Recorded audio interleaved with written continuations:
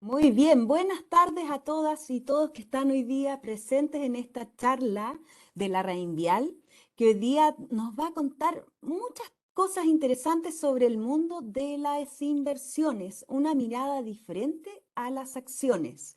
Hoy quien nos va a presentar es Camila Guzmán, quien es Portfolio Manager y Head of Research de Equity Latam, ¿cierto? Y queremos conocer mucho más sobre esta empresa que normalmente participa en las ferias laborales y la verdad es que hay mucho interés por parte de los estudiantes y egresados de conocer un poco más sobre esta empresa, sobre los procesos generales que tienen y obviamente esto que nos vienes a contar esta temática. Así que no te voy a quitar más tiempo, Camila. Muchas gracias por darte el tiempo hoy de estar acá presente, de compartir con posibles candidatas y candidatos y el podio es totalmente tuyo. Muchas gracias, te pasaste, Carolina. Bueno, ahí quedo, cuando quieras compartir, Nicole, ahí tú lo compartes, por mientras voy a empezar. Mi idea un poco de la presentación es hablar primero un poco de la Reinvial, que es la Reinvial. Yo creo que trato de pensar cuando yo estaba buscando trabajo, estaba recién saliendo de de la universidad. Espero que hoy día sea más fácil que cuando yo estaba, pero yo siempre tuve la sensación, a mí me encantaban las finanzas, siempre me encantaron las finanzas desde el primer día que entré a la universidad, eso siempre sí lo tuve claro. Lo que no tenía muy bien claro era qué es qué, como que finanzas para mí era todo, finanzas es finanzas corporativas, finanzas es acciones, es renta fija, es el buy side, el sell side, habían un montón de alternativas, ve ayudar a banca privada, wealth management, hay un montón de palabras todas pomposas que en el fondo yo empecé a trabajar y la verdad que no tenía idea qué era qué. No sé si me puedes, yo no sé si puedo solicitar control acá, Nicole, para poder ir yo cambiando las slides, ¿se puede? ¿O no se puede con Webex? No, no se puede, ya, entonces no importa. Te voy a tener que molestar nomás. Em, y un poco mi idea de la presentación, o como yo la traté de orientar más, es, bueno, primero presentarles la empresa. Yo llevo trabajando en la Reinvial 11 años, es mi única casa, así que puede ser un poco injusto y justo al mismo tiempo la conozco muy bien y por otro lado no he tenido la experiencia laboral en otras partes. Ha evolucionado mucho desde que yo entré, que algo que me enorgullece. Es una empresa desde muchos aspectos que ha cambiado desde cuando yo entré en el 2011. El mundo de las inversiones es muy dinámico y cambia muy rápido. Hay muchas oportunidades, hay ventajas. Cuando uno trabaja en inversiones propiamente tal, uno podría trabajar para un banco de inversiones, para un banco que tenga una parte de banco de inversiones, podría uno trabajar para un family office, para un fondo, algún fondo institucional. Hay muchas alternativas y a mí lo que me gusta propiamente trabajar en un banco de inversión y al mismo tiempo sin que sea banco es que es muy grande, tiene muchas aristas, muchos espacios por donde crecer. Uno entra trabajando de dos alternativas, creyendo que sabe lo que quiere o sin saber lo que quiere. Mi caso era el segundo, yo sabía que quería finanzas, pero la verdad dentro de finanzas no tenía la más mínima idea. Tuve la suerte que caí muy afortunadamente en el lugar que hoy día es la pasión para mí laboral. Pero lo bueno es que si no lo hubiera sido, un banco de inversión te da la posibilidad de todas estas aristas. Y al mismo tiempo, a mi parecer, el hecho de que no sea un banco propiamente tal hace que la parte de inversión, take control, muchas gracias, permite tener la libertad y que la banca de inversión sea el negocio estructural del modelo, porque por ejemplo para un banco, si uno ve lo que es un asset management, que es donde yo trabajo, que les voy a explicar, es el 3% de los ingresos, entonces como que uno empieza a entrar en la cola. Así que bueno, sin ahí ir más... ¿quiénes somos? Es una empresa multinacional, Chile, es chilena, obviamente. Tenemos presencia en Chile, Perú, Colombia, en México, así está, y ahora en Estados Unidos, hace unos años atrás. Eso creo que es una ventaja muy entretenida. Nos da la posibilidad que si bien es una empresa local, tenemos presencia global. Después voy a ahondar en este punto y si no, por favor, pregúntenmelo porque estamos haciendo hartas cosas entretenidas respecto a eso en mi equipo. Em, Tiene 36% de mujeres, la edad promedio son 39 años. No sé dónde, mi equipo son todos muy jóvenes, yo soy la más vieja de mi equipo.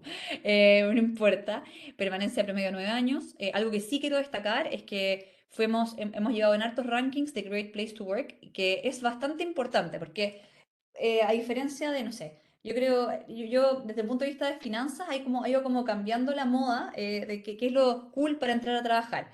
Cuando yo entré a trabajar era el asset management, que por eso espero no haberme llevado por la moda, pero se dio en ese momento. Después diría que fue finanzas corporativas, después diría que fue consultoría, y hoy en día tiene mucho que ver con el mundo de las fintech y el emprendimiento.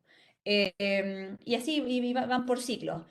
Probablemente, dado la coyuntura global que estamos hablando, probablemente eso va a caer un poco. Obviamente estamos en un momento complejo donde las startups están contratando cada vez menos, donde obviamente el potencial de crecimiento, etcétera, es un poco más bajo.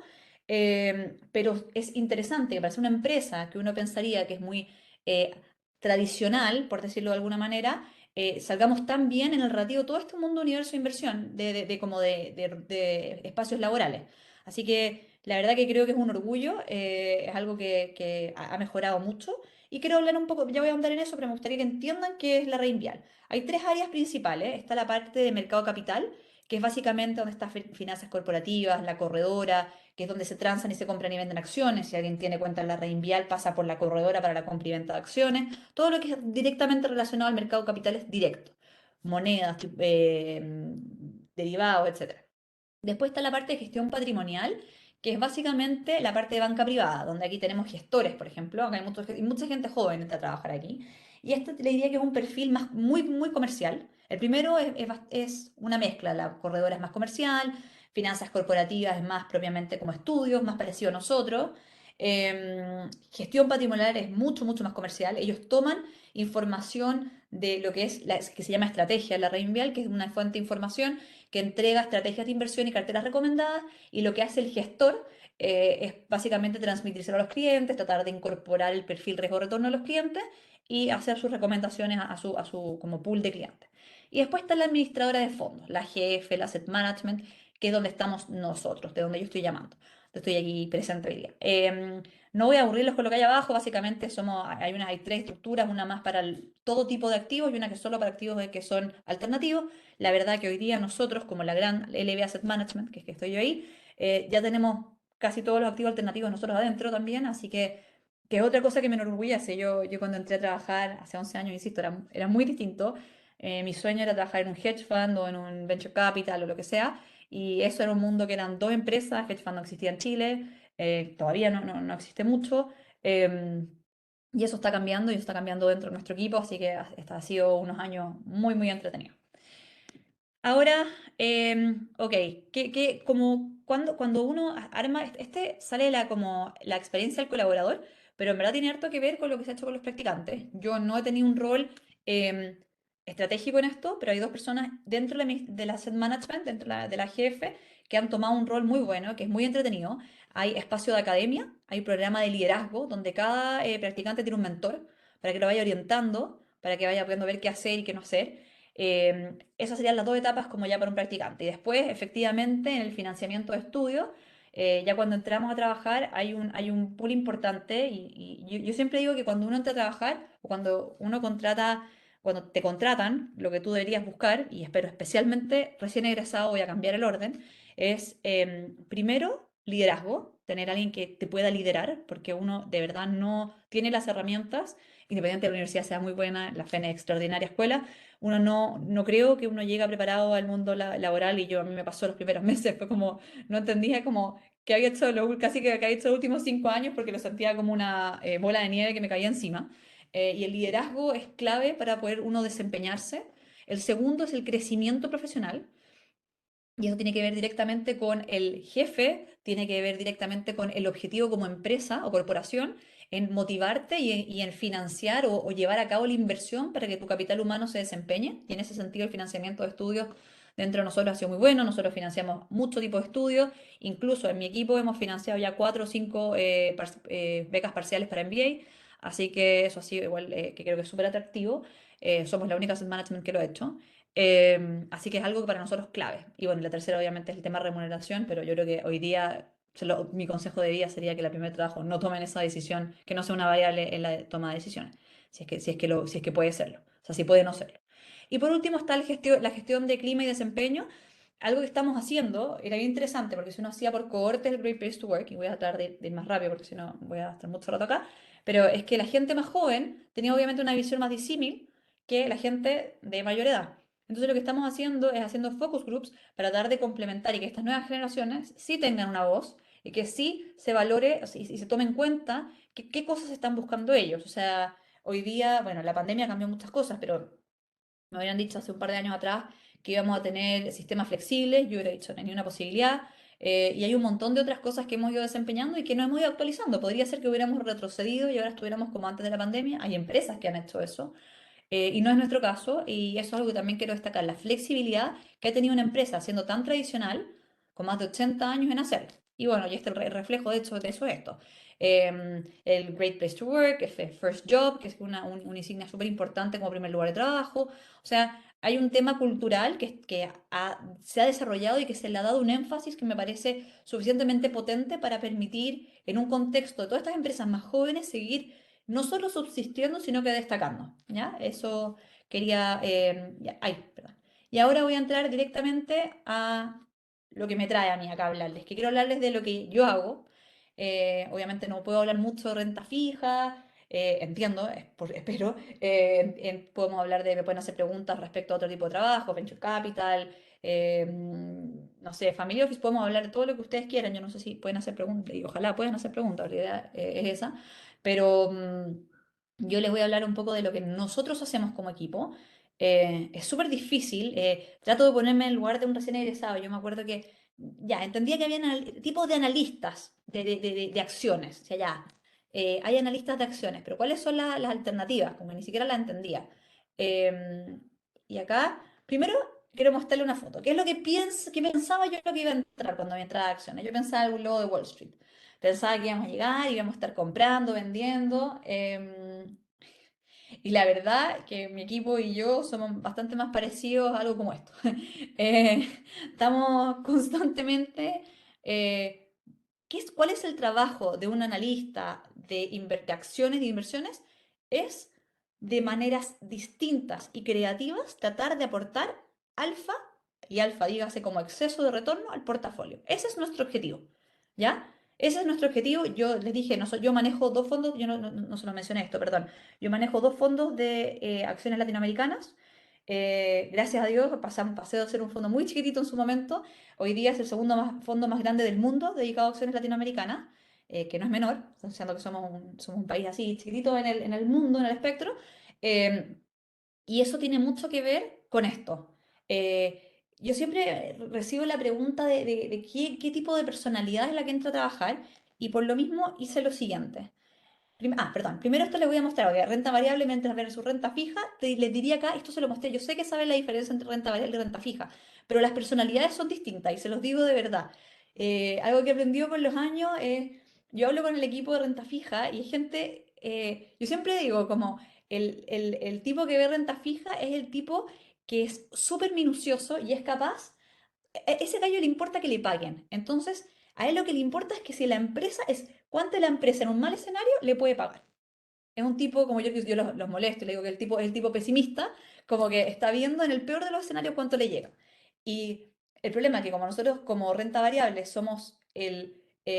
recibimos el flujo marginal, el flujo literalmente marginal después de todo, después de los clientes, después de la empresa, como todos los stakeholders, después de los acreedores que son los que emiten los bonos, después venimos nosotros. Entonces, como nosotros somos lo último de la cola, tenemos que ser intrínsecamente positivos. Tenemos que estar buscando cuál es el potencial que tiene la empresa. Entonces, eso es lo que diría que es un tema de perfil. ¿A ti te gusta ver si esta empresa entra en distress? Que es súper entretenido, ojo, hay casos entretenidísimos, o sea, no es una mejor que otra, es un tema de perfil. O sea, hay gente que hace todas las líneas, por ejemplo, vieron de la TAM cómo sean todos los bonos para ver a qué le pagaban, a no al bono que esto tiene cosas legales de repente que son súper interesantes. Y ese tipo es totalmente renta fija. Y después está la persona que dice, no, es que yo creo que la empresa en 5 años más va a crecer no sé cuánto. Ese tipo es renta variable. De hecho, una vez tuve la oportunidad de ver una charla presencial a Adamo Arán, que espero que los que les gusta inversiones lo conozcan, y él decía que una vez hizo a una analista, decir, como hacer un análisis de Netflix, y en 10 años más los suscriptores de Netflix eran como 8 billones de personas, o sea, todos, era toda la población mundial. Ya, ese gallo tiende a ser más la mentalidad obviamente es un error, pero esa es un poco la diferencia de perfiles. Y ahora quería hablarles un poco del tipo de analista. ¿ya? El tipo de perfil. Primero quiero hacer la distinción entre buy side y sell side, que es algo que pasa mucho y ahí la gente no entiende mucho la diferencia. Dentro de los inversionistas, de analistas de acciones, hay dos tipos de analistas, el buy side y el sell side.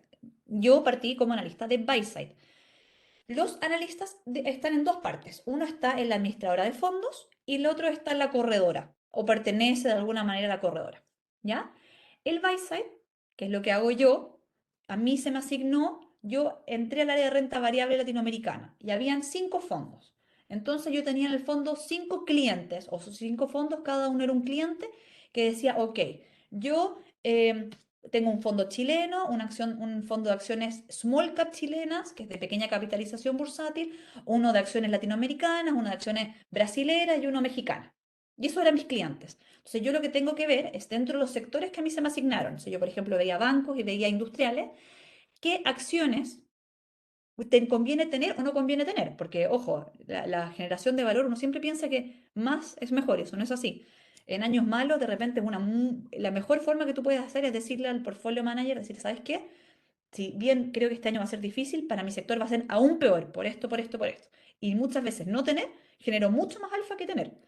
Em, Esa sería la pega general de un analista de buy side, que ahí dice su fin en la decisión de inversión del portafolio para la cual trabaja. Ese es su objetivo final. Y el sell side trabaja en la corredora. Entonces, ¿qué es lo que ayuda? Ellos emiten reportes que el buy side lee, o sea, el buy side es un cliente del sell side, emite reportes y trata de tomar tesis de inversión y a sus clientes los va tratando de como mostrarles esa tesis para ver si ellos deciden invertir. Esa es una diferencia. ¿Quiénes están en el buy side? Asset management, como somos nosotros, hedge fund, inversionistas institucionales, todos esos buy side. ¿Y qué sería sell side? Banca inversión, banca comercial, los brokers, todo eso sería sell side. Y la parte, los dos tienen distintas aptitudes y por eso quería mencionarlo. Em, los dos tienen un trabajo comercial, pero es un trabajo comercial distinto. El tipo del sell side es un tipo que tiene que ser extremadamente convincente. ¿Por qué? Porque él tiene que ser súper estudioso, tienen en general mucho menos empresas, entonces la estudian mucho más a cabalidad, le dedican harto tiempo, hacen un reporte largo por cada empresa. Para que se hagan una idea, un analista de sell side en promedio ve como 7 empresas, ¿ya? Un analista de mi equipo ve con promedio como 40. Esa es como la diferencia. Y no es que nosotros trabajamos muchas veces más, son formas distintas. El tipo del sell side estudia, hace un estudio, emite un reporte, va con la empresa, va con los clientes, va mucho tiempo, mucho trabajo comercial con los clientes, nos llaman a nosotros, oye, emitimos un reporte, pensamos esto, esto, esto. Y nosotros también tenemos un trabajo comercial. Pero primero yo les diría, si en el lado del sell side es un 60 o 70-30 entre comercial e inversiones, acá es un poco inverso. Yo creo que es 60-40 y acá es como al revés. Es 30-70. 30% tiene un rol comercial y 70% tiene un rol de inversiones. ¿Y a qué me refiero con esto? Comercial no necesariamente para todos. Si uno trabaja, por ejemplo, en un banco y tiene un fondo, es distinto porque son arquitecturas cerradas. ¿Quién invierte en tu fondo? Invierte el cliente del banco X que quiere invertir en tu clase de activo, que en mi caso es Latinoamérica, entonces tú eres el único fondo porque es una arquitectura cerrada, invierte en ti. Entonces ahí el trabajo comercial es más bajo. En nuestro caso, para que se hagan idea, en mis dos fondos, el 95% es institucional. Entonces tenemos mucho trabajo comercial. ¿De qué? Hoy día tenemos que vender a los fondos de pensión, a los fondos compañías de seguro afuera. Tenemos en el fondo, en el All Cap, en el que es de toda clase de capitalización bursátil, tenemos 40% de clientes extranjeros. Europeos, me toca viajar a Europa, a los analistas nos toca viajar a Europa, a ir a mostrarles por qué estamos pensando esto, qué estamos haciendo en el portafolio, o de repente una tesis entretenida, oye, esto lo estamos viendo en los bancos, etcétera, etcétera. Entonces, tenemos un trabajo comercial, por supuesto, pero es distinto. Yo les planteo, a mí me fascina estar donde las papas queman, a mí me gusta a mí me gusta poder invertir.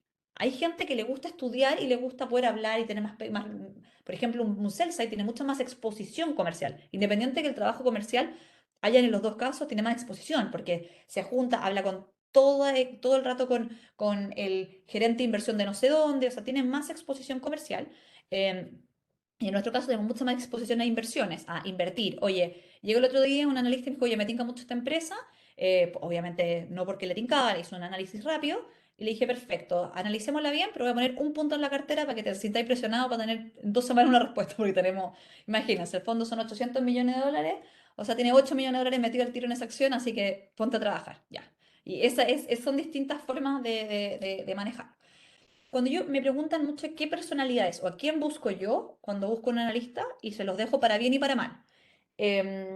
Primero, alguien que le apasione mucho las inversiones. Yo creo que este trabajo es un trabajo muy dinámico, es súper estresante, en el sentido de que yo llevaba como, no, como un mes trabajando, y mi primera recomendación de inversión fue invertir en una acción que se llamaba Banco ABC, Brasil.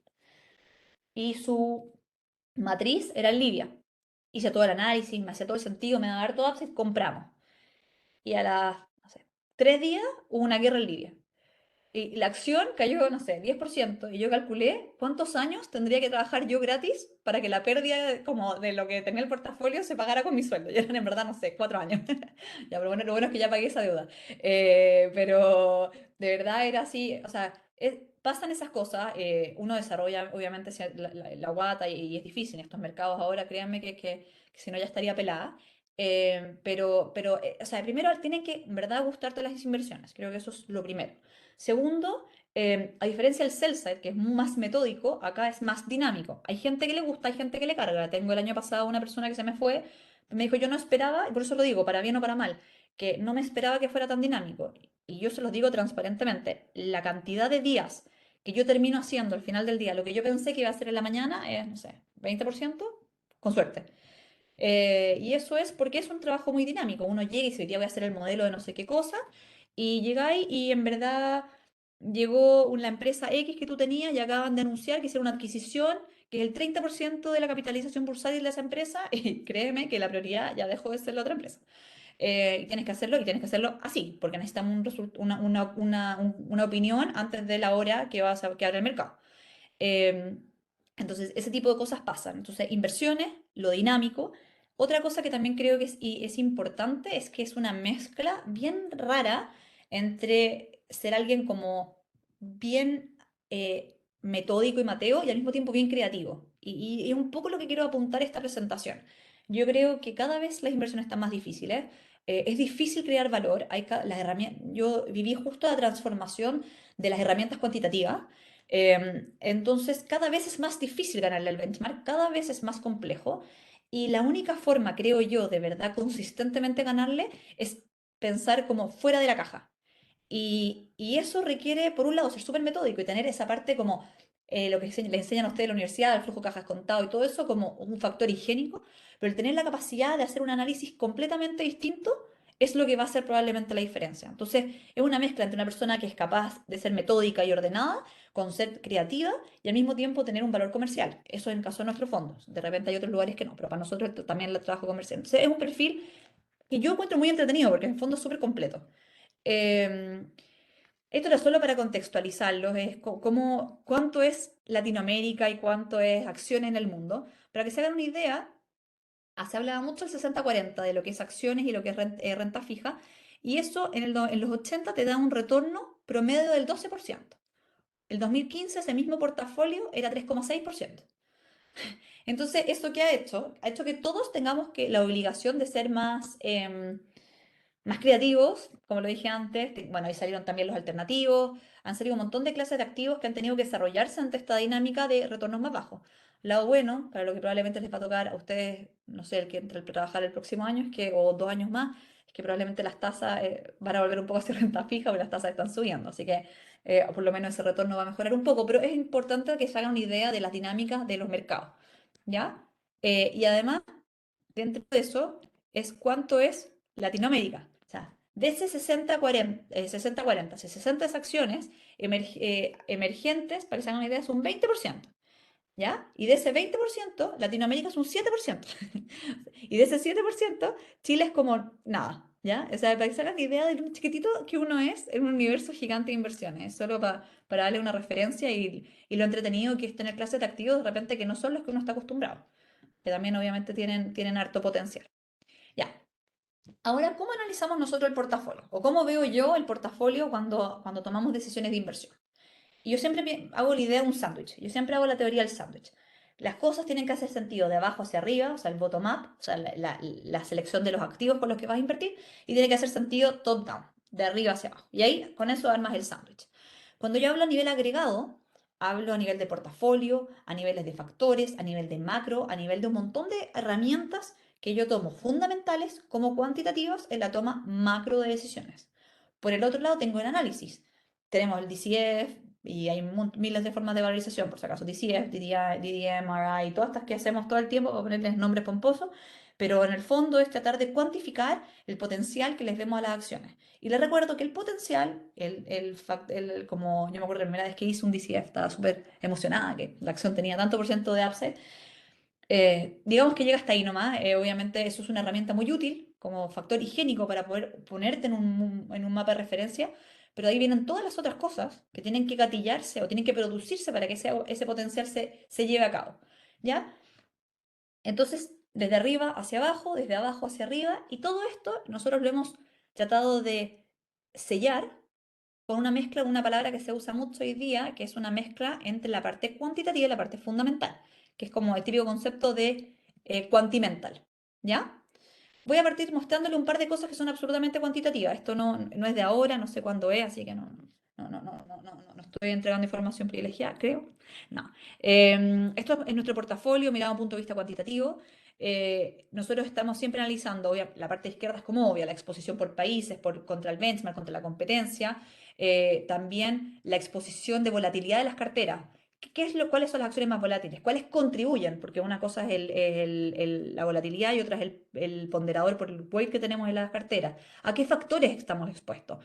Porque, por ejemplo, y les voy a mostrar un ejemplo más adelante, como muchas veces, y esto es un error que uno comete como analista, y eso es lo entretenido, que hay una evolución. Uno parte como analista, uno ve las cosas bien bottom-up, y después se empieza a dar cuenta que hay momentos, como los últimos 2 años desde el punto de vista de inversión, que es fome porque no es lo que más me gusta hacer, pero estos últimos 2 años han sido muy top-down, han sido muy macroeconómicos, mucho de drivers, de factores cuantitativos que están moviendo el mercado.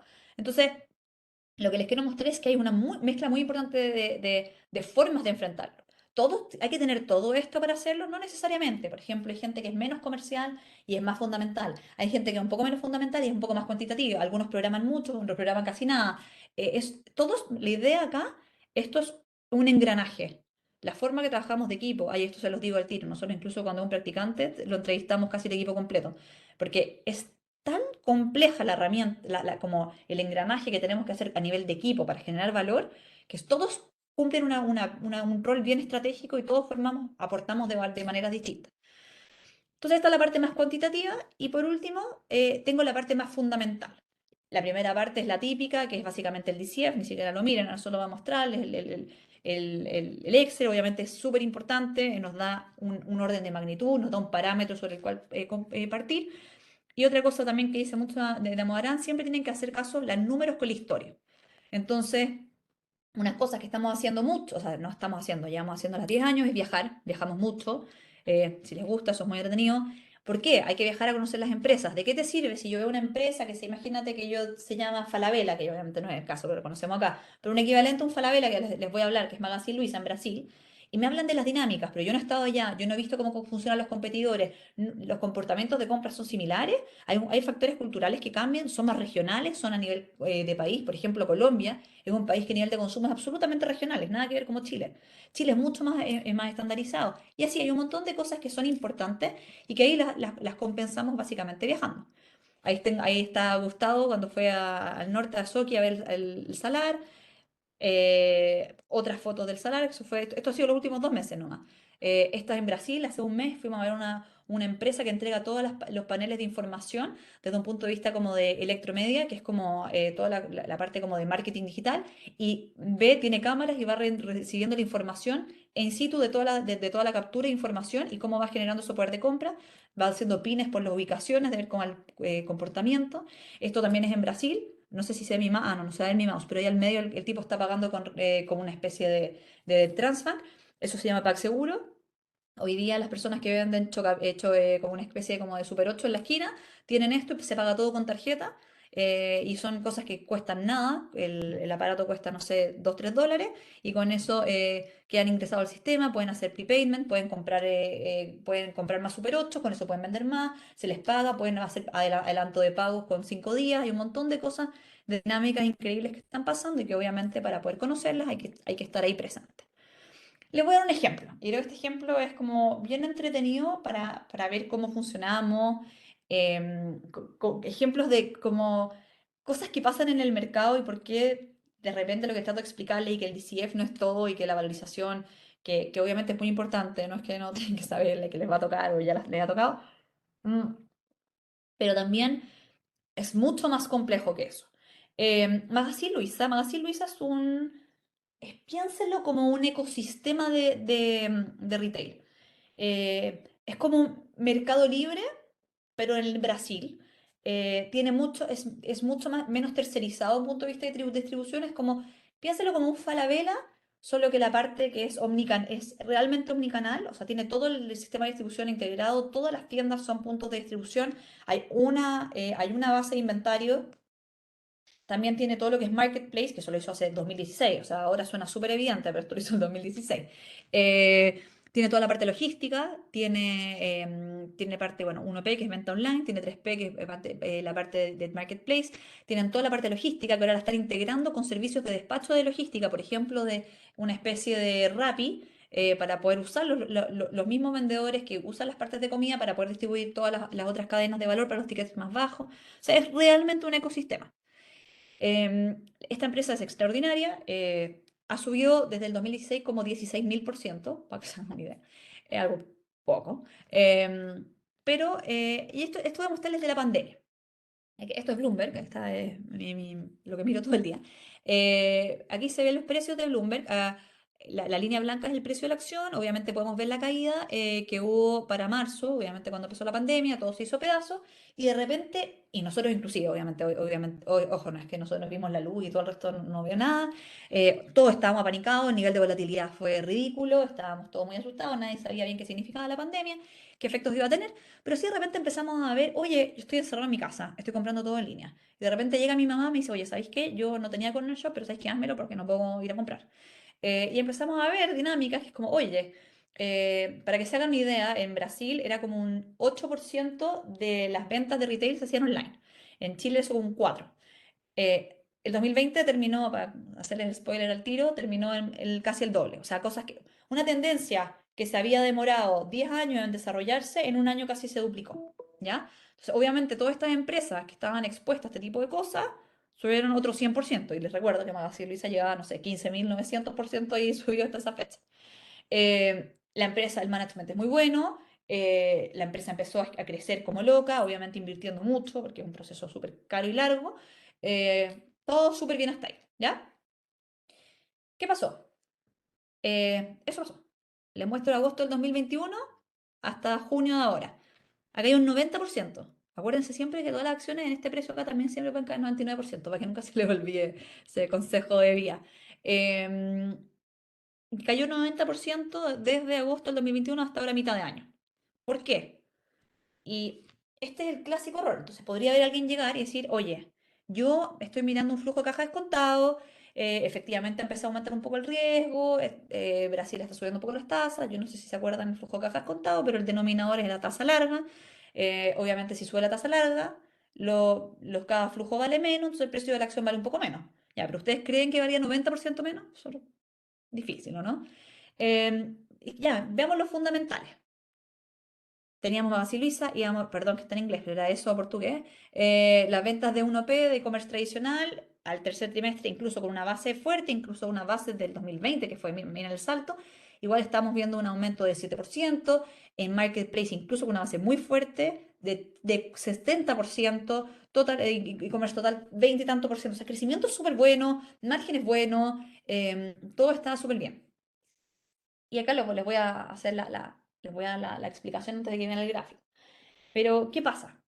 Cuando uno toma una decisión de inversión, está la parte de abajo, por eso les digo, el flujo de caja descontado, la decisión de inversión, la tesis, la historia, nos juntamos con el management, nos hemos juntado con el dueño, no sé, 10 veces, que es un personaje muy interesante, etcétera, etcétera, etcétera. Entonces tiene los números, tiene la historia y todo te hace súper alto sentido.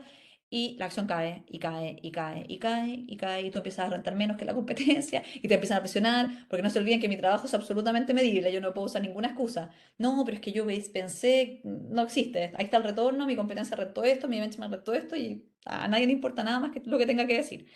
¿Y qué pasó? Cuando las tasas empiezan a subir, ¿ya? Lo que les comenté antes, efectivamente empieza a aumentar la tasa de descuento y las acciones, los precios de las acciones caen. Pero no da lo mismo una acción y otra acción. Hay las acciones que son de mucho crecimiento, que están en etapas de expansión. ¿Cómo creen que son los flujos de caja los primeros años? Probablemente son negativas, ¿verdad? Entonces, la mayor parte de los flujos está hacia el final de la historia. Eso, si uno lo mirara como renta fija, ya para ponerle una cuota de renta fija a mi presentación, es como que la duración fuera muy larga. Yo voy a recibir los flujos muy lejos. Entonces el impacto que tiene que sube las tasas es muy distinto si mis flujos se distribuyen uniformemente que si se van al final. Esa es una variable. La segunda es un tema de apetito global de riesgo. Las acciones que son conocidas como momentum, todas las tecnológicas, no sé si han escuchado hablar de la RKK, incluso el Bitcoin, que da lo mismo lo que me digan, al final es una muestra de búsqueda de apetito por riesgo en un mundo donde las tasas de renta fija te estaban rentando negativo en términos reales, ¿ya? Había una búsqueda general por riesgo, ¿ya? Por tecnología, por empresas de múltiplos súper caros. ¿Qué es lo que pasa? Ahora, si yo quiero invertir en renta fija, ya no me renta cero. Ahora me renta, depende, 5%, 6%, 7%. Uy, distinto. Y ahora esa misma empresa, que no va a tener flujo en los próximos 5 años, no solo se descuenta una tasa más alta, sino que para crecer ya no se endeuda al 2%, se endeuda al 10%. ¿Y qué pasa si además en ese proceso de alza de tasa el consumidor empieza a consumir un poco menos porque tiene menos acceso a plata?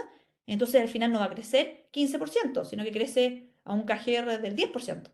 Chuta, entonces si empieza a crecer compuesto al 10% en vez del 15%, en vez de que la acción las ventas se dupliquen en, no sé, 5 años, se duplican en 9. Todos esos efectos hacen que se multiplique y se multiplique. Y miren, además hay un punto que es muy interesante, esto no lo puse acá, pero nosotros tenemos acciones que se transan en Estados Unidos y acciones que se transan en locales, en Brasil, etcétera. Las que además transaban solo en Estados Unidos estaban en índices de fondos en Estados Unidos y se movieron mucho más relativas a las tasas de Estados Unidos que a las locales. Y acá les voy a mostrar el ejemplo de esta para no enredarlos más. Uy, mira, la línea blanca es la acción y la línea naranja es el inverso, es la tasa de 10 años de Brasil invertida. ¿Se parece o no? Esa es lo que les quiero mostrar. Yo les quiero mostrar la importancia de pensar fuera de la caja. Porque si yo me hubiera quedado, es que los resultados vienen bien, es que yo hablé con el management y siguen vendiendo bien, es que sabes que está bien, el flujo de caja es cuando, pero en verdad siguen creciendo, ¿por qué voy a bajarles el crecimiento si siguen creciendo bien? Yo entré a trabajar el 2011, no he abierto un modelo mío, pero yo les aseguro, yo modelaba 10 años, así que tenía modelado el 2021. ¿Ustedes creen que el 2020 yo modelé la pandemia? Hay que tener cuidado con los modelos cuando uno los incorpora. Les aseguro que no, por si acaso, obviamente no, no tengo idea. Em, pero eso es un poco lo que les quiero mostrar. Eso es un ejemplo. No sé si en función del tiempo creo que es mejor que ustedes me hagan sus preguntas. Me voy a saltar el otro caso, que era bien entretenido también, pero es el caso de BCI, pero pues tenemos otra ocasión. O si les toca hacer práctica conmigo, los voy a molestar siempre con este tipo de cosas. Así que no se preocupen. Y por último, quería cerrar un poco con lo que ya les dije, yo creo. Pero al final, la mezcla de este trabajo es una mezcla entre pasión por el conocimiento y de verdad, o sea, de fondo corazón. A mí, yo creo que ahí está y mi aspecto como más, como Mateo, que es que yo de verdad me acuerdo que no podía creer que me pagaran por saber. O sea, mi trabajo es saber de todo. Como que la gente cuando lee el diario, obviamente leo cosas en general un poco más complejas que el diario, pero al final es parte de mi trabajo. Y mientras alguien hace su tiempo libre, a mí me pagan por saber de todo. Yo sé de empresas de consumo, empresas de servicios básicos, de industriales, de litio, de cobre, de retail, de tecnología, de fintechs, de todo mi trabajo es saber de todo eso. Que haya una pasión por las inversiones, como les expliqué, porque esto es un trabajo a veces un poco difícil. desarrollar habilidades macroeconómicas, un buen analista. Yo siempre hablo, yo lo que estoy buscando, y es algo que no les había mencionado antes, no es un buen analista, es un buen inversionista. Un buen analista me hubiera dicho que siguiera comprando Magazine Luiza cuando la tasa empezó a subir. El buen inversionista, que lo es, me dijo que bajaran. Eh, y ahí está, la base de capacidad de valorar y el pensamiento fuera de la caja. Y eso es como yo les diría que engloba, espero haberles podido transmitir lo entretenido y más o menos qué es lo que hacemos, cómo estamos viajando, estamos viendo las empresas, estamos analizando, estamos metiendo números, estamos teniendo reuniones con macroeconomistas, con estrategas para entender las dinámicas de lo top-down con lo bottom-up. Eh, Estamos aumentando la presencia global, estoy mandando a los analistas además, por ejemplo, ahora se van unos a México 2 meses a conocer a otra gente que tengan otros fondos, a discutir sobre eso, se va otro a Nueva York 2 meses para tratar de estar allá, a juntarse con las empresas, algunas empresas que están cerradas a la bolsa, que hacen lo mismo y son competidores, o proveedores, o entregan, o clientes para poder entender las dinámicas de la industria, etcétera, etcétera, etcétera. Todas las formas que se nos ocurran para tratar desde un punto de vista consistente y robusto generar valor. Lo último que yo siempre digo es que nosotros tratamos de tomar posiciones más agresivas, pero no siempre lo podemos hacer. Y lo más, en inglés suena más elegante, pero al final, cuando tienes varias cosas que apuntan en la misma dirección, es más fácil tomar una posición más agresiva porque hay más cosas que indican que probablemente no estás equivocado. Puede pasar igual, pero disminuye las probabilidades. Entonces siempre digo como, si camina como pato, habla como pato y se mueve como pato, es más probable que sea un pato. O sea, al final, esa es como, les diría, como la estructura base de cómo nosotros pensamos cuando tomamos estas decisiones de inversión. No apuestas. A veces, no, obviamente, uno toma una decisión y una apuesta, pero no como apuestas. Es un proceso súper robusto que hay detrás. Así que eso. Espero que les haya servido.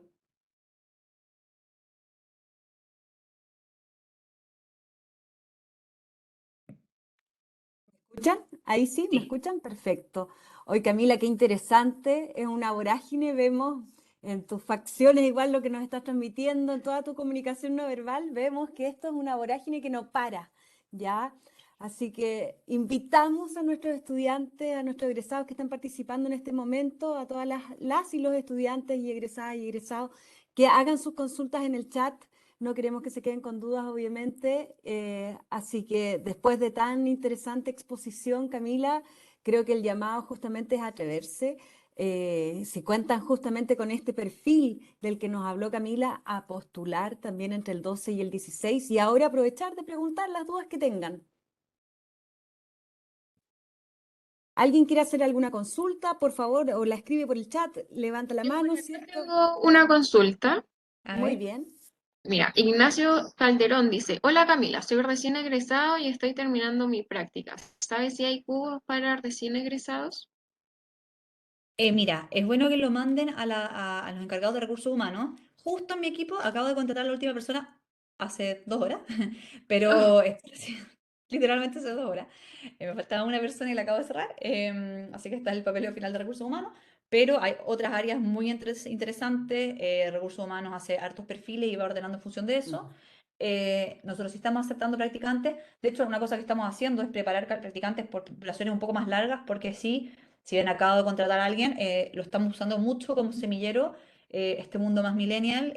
La verdad que prefiero el doble check para ambos lados, que haga sentido y que les apasione también, porque contrario a lo que piensan ustedes como generación, eh, la verdad que este es un trabajo tan granular, Mm, con tanta información, que la curva de aprendizaje es muy empinada, mm. pero para uno como inversionista o como portfolio manager, o sea, al año empiezan como a realmente ser capaces de tener una posición más importante en las carteras. Entonces, lo que nosotros estamos haciendo por ahora, igual estamos contratando, por ejemplo, a esta persona que no hizo la práctica con nosotros, no es que no pase, pasa, pero yo creo que es bueno también para ustedes. Y, por ejemplo, Ignacio, si a ti te sirvió, hiciste la práctica en un lugar distinto, de otro tipo de cosas, y te diste cuenta que no te sirve, también eso también te sirve como para ver dónde postular. El recursos humanos se hace cargo de eso. Personalmente, yo trato que pasen primero por practicantes, los mejores, casi todos los mejores analistas que he tenido, gente que partió como practicante, porque tienen más noción de a qué se están metiendo, del fit, de lo que hacen. Yo no fue mi caso, o sea, por eso digo, la persona que estoy contratando ahora tampoco.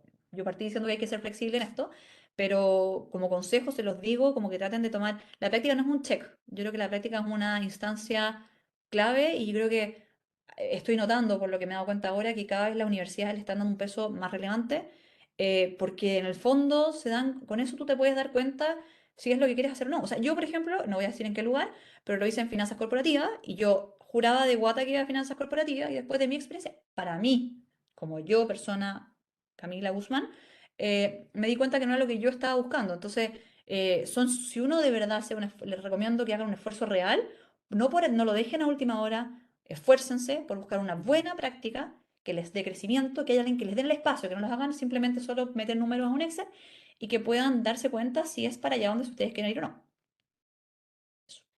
Perfecto.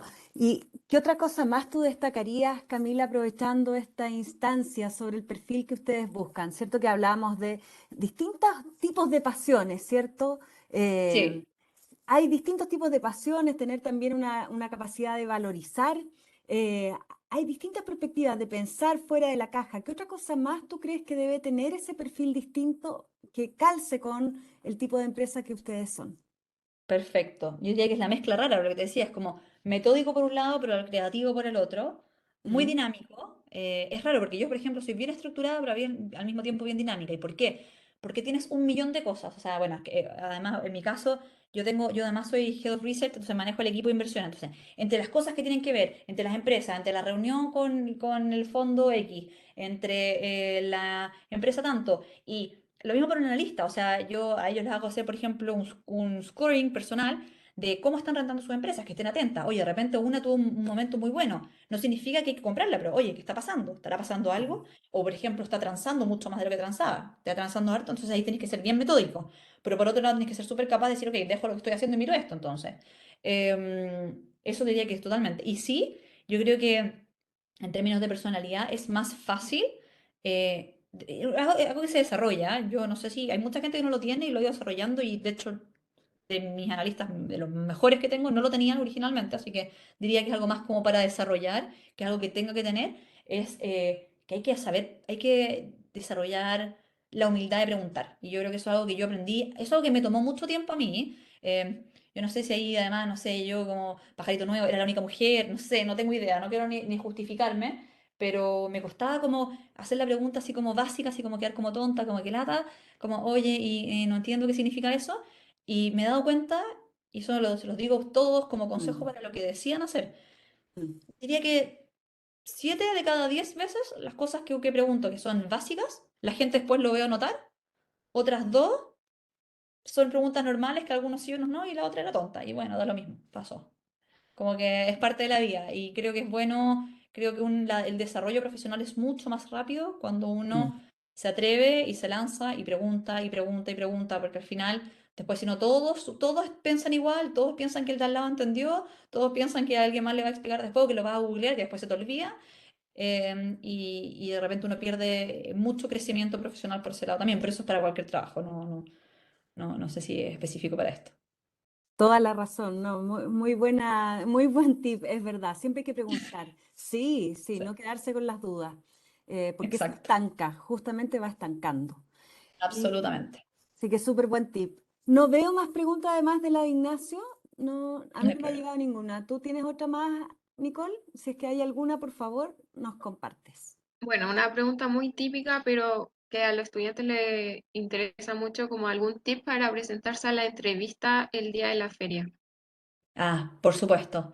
Ya llevar un consejo y tampoco, obviamente, ni me acuerdo de la persona, así que lo mismo, no sé ni qué universidad era ni nada. Pero primero, lleguen informados.